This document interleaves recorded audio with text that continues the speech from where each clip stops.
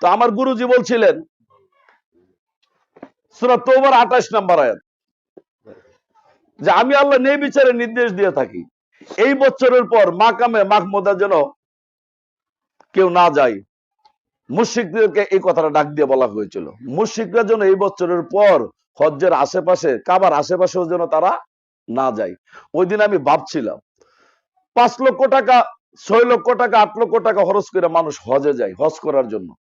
যদি ব্যক্তিটা মুশরিক হয়ে থাকে তাইলে তো টাকাও গেল, গুরু বাক্য তার অস্বীকার করা হইলো, কোরআন অবমাননা করা হইলো।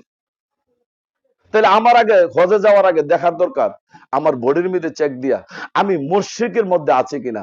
যদি মুশরিকের মধ্যে থাকি তাহলে তো আমার এই টাকা দিয়ে হজে যাওয়ার কোনো দরকার নাই।